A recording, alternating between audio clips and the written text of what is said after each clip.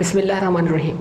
तो जनाब हम FAR 1 के अंदर अकाउंटिंग फॉर इनकम्प्लीट रिकॉर्ड्स का टॉपिक शुरू करने जा रहे हैं। तो प्रैक्टिकली भी इस टॉपिक की बहुत इंपॉर्टेंस है और एग्जामिनेशन पॉइंट ऑफ व्यू से भी इस टॉपिक की बहुत इंपॉर्टेंस है। एग्जामिनेशन में 15 से 20 नंबर का सवाल तकरीबन आपको देखने को मिलेगा हर 5 अटैम्प्ट में से 4 अटैम्प्ट में या 3 अटैम्प्ट में आपको ज़रूर देखने को मिलेगा क्वेश्चन। बहरहाल एग्जामिनेशन से पहले हम इस टॉपिक के सिग्निफिकेंस से बात करते हैं कि प्रैक्टिकली इसकी क्या अहमियत है, क्या इंपॉर्टेंस। देखें, वो बिजनेसेस जो अपने अकाउंटिंग रिकॉर्ड्स मेंटेन नहीं करते तो होता क्या है, सडनली क्योंकि वो अपने बिज़नेस का रिकॉर्ड ना मेंटेन रखते हैं ना दूसरों को बताना चाहते हैं। असल में वो अपनी इनकम जो है वो हाइड करते हैं, किससे, गवर्नमेंट से या किसी से भी सोन।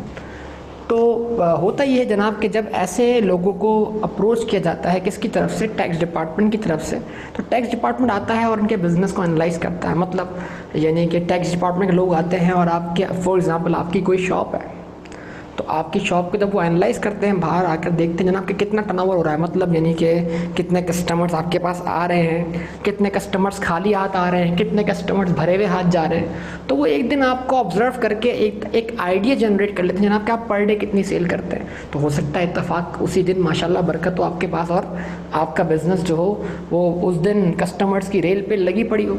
तो भाई इससे तो उन्होंने टैक्स डिपार्टमेंट वालों ने अंदाज़ा लगाया जनाब कि आपके दुकान पर जो है या आपके शोरूम पर जो है वो कितना रश होता है और कितना आपका पर डे टर्नओवर है। उसकी बेस पर वो आपका पर ईयर टर्नओवर कैलकुलेट करते हैं, उससे आपका प्रॉफिट का अंदाज़ा लगाते हैं और प्रॉफिट का अंदाज़ा लगाने के बाद आपको बोलते हैं भाई आप ये टैक्स पे कर दें। क्यों? इसका बड़ा सिंपल सी वजह है कि वो आपको टैक्स पे करने के हवाले से नोटिस भेजते रहे होंगे, आपने उनका कोई रिस्पॉन्स नहीं दिया होगा, तो वो मजबूर हो गए कि आपको डायरेक्टली अप्रोच करें और बोलें आपकी हमारे एस्टीमेट के हिसाब से इनकम इतनी है, आप टैक्स पे कर दें। आप बोलते हैं भाई मेरी इनकम तो इतनी है ही नहीं। तो फिर सवाल होगा आपकी इनकम कितनी है, हम यही तो आपसे पूछ रहे थे। आप टैक्स रिटर्न फाइल करते हैं, हम आपसे यही पूछ रहे थे कि आपकी इनकम कितनी है, आप टैक्स पे करते हैं। तो फिर अब आप परेशान हो गए और आपने सोचा जनाब कि अब तो हम मजबूर हो गए, अब हमें अपने बिज़नेस के रिकॉर्ड्स बनवाने पड़ेंगे। तो अभी तक तो आपने अपने बिज़नेस के कोई रिकॉर्ड मेंटेन नहीं किए, तो अब ये अचानक से, क्योंकि आप या तो अकाउंटेंट आप अफोर्ड नहीं करते थे या आप अपने अकाउंटेंट की कॉस्ट भी बचाना चाहते थे, सो मल्टीपल रीज़न इसके पीछे हो सकते हैं। तो अब आप चाहते हैं जनाब कि कोई ऐसा जादूगर आ जाए जो आपके इनकम्प्लीट रिकॉर्ड्स को कंप्लीट कर दे। तो कोई भी बिज़नेस हो, हम ये समझते हैं जनाब कि वो कम से कम मिनिमम अकाउंटिंग रिकॉर्ड ज़रूर मेंटेन करता होगा और वो proper books of account maintain ना करता हो। ये proper books of account maintain करने का मतलब क्या है? वो 6 बुक्स ऑफ ओरिजिनल एंट्री जिसके ज़रिए हम पूरी अकाउंटिंग क्या करते हैं, मेंटेन करते हैं। लेकिन अगर कोई बिज़नेस अकाउंटिंग ना करता हो तो उसका अकाउंटिंग करने का या रिकॉर्ड अपने पास रखने का अपना स्टाइल होता है। वो मुख्तलिफ स्टाइल आपके सामने डिस्कस करते हैं। हम ये कहते हैं जनाब मिनिमम अकाउंटिंग रिकॉर्ड। अगर कोई business proper accounting record maintain ना करे तो उसके पास अपने बिजनेस के कैश का रिकॉर्ड ज़रूर मिल जाएगा। कोई डायरी होगी जिसमें वो कैश को प्लस माइनस कर रहा होगा, कितना कैश आया, कितना कैश गया, कितना कैश किसको दिया, कितना कैश किससे लिया। इस तरह के रिकॉर्ड ज़रूर आपको बिजनेस के हवाले से मिल जाएंगे। तो एक बिजनेस की अपने स्टाइल की कैश बुक हो सकती है या कैश अकाउंट हो सकता है, ज़रूरी नहीं प्रॉपर हो, डेबिट क्रेडिट की शक्ल में होना ज़रूरी नहीं है, लेकिन कम से कम आपको कैश का रिकॉर्ड ज़रूर मिल जाएगा। तो अगर वो उसको उसमें कैश को प्लस कर रहा है तो ये प्लस करना डेबिट ही है। आपको पता लग जाए कि ये कैश आया क्यों है, जनरेट होने की वजह क्या थी, क्या ये कैश सेल्स थी? तो जाहिर सी बात है जितना कैश प्लस हुआ है उतनी ही सेल्स क्या हुई है, प्लस हो गई है, क्रेडिट हो गई है। कहाँ पर? सेल्स के अकाउंट में। तो ऑटोमेटिकली आपने क्या किया, आपने लिंक्स तलाश करना शुरू किया। मतलब एक एंट्री के जरिए, एक सिंगल एंट्री के जरिए उसकी डबल एंट्री तक आप पहुँचना शुरू हो गए।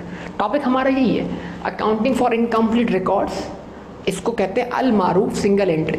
तो ये ज़्यादा मारूफ है किस नाम से, इसको ज़्यादातर लोग किस नाम से पुकारते हैं, सिंगल एंट्री के नाम से पुकारते हैं। तो बहरहाल तो बिजनेसेस जो हैं वो अगर रिकॉर्ड्स मेंटेन नहीं करते तो उनके अपने स्टाइल होते हैं रिकॉर्ड मेंटेन करने के। चले, और बिजनेस के पास खुद अगर अपने कैश का कोई रिकॉर्ड ना हो तो अगर बिजनेस जो पैसा कमाता है उसको टाइमली बैंक में डिपॉजिट कर ले तो बैंक स्टेटमेंट निकलवा कर भी आप बिजनेस के कैश रिकॉर्ड्स को फाइंड कर सकते हैं।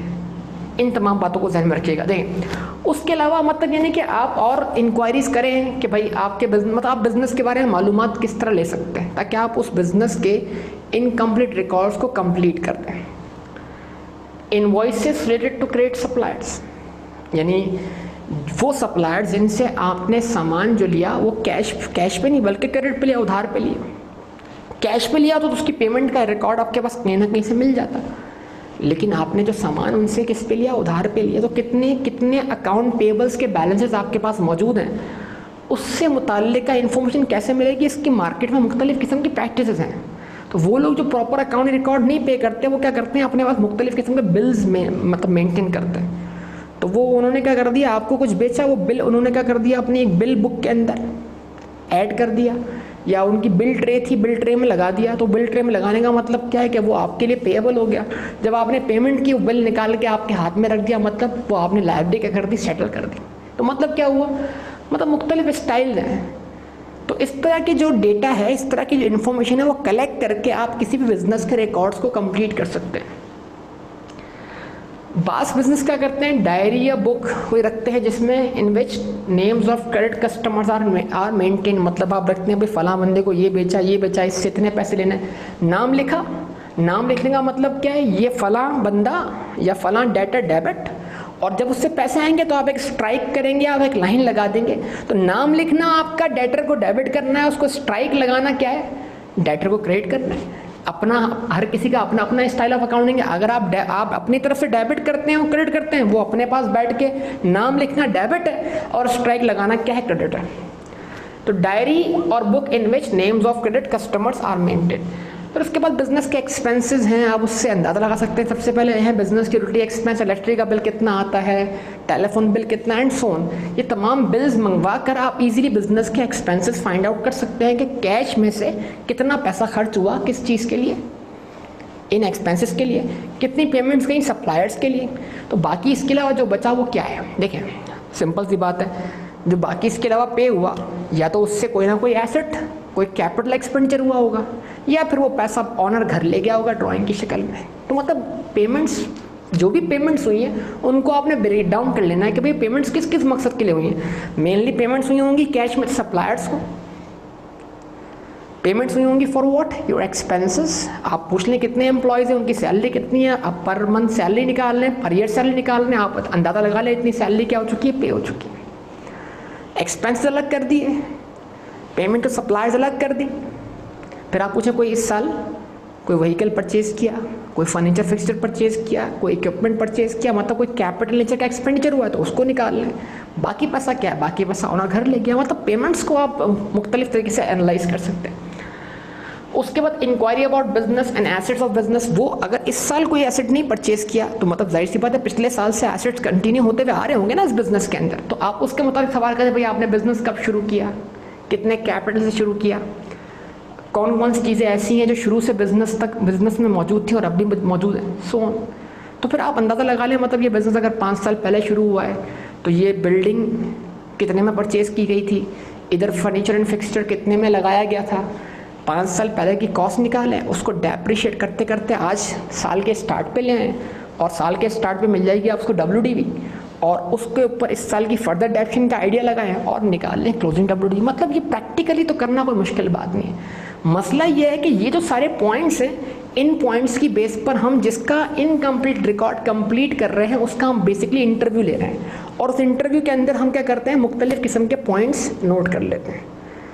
अब एग्जामिनेशन में ये होता है कि वो पॉइंट्स किसी और ने नोट करके आपको क्वेश्चन फॉर्म में दिए होते हैं और आप उस क्वेश्चन को रीड करके उस इनकम्प्लीट रिकॉर्ड को कंप्लीट करने की कोशिश करते हैं। फर्दर इंक्वायरी आप कर लें कि भाई कोई लोन वगैरह लिया है कि नहीं लिया।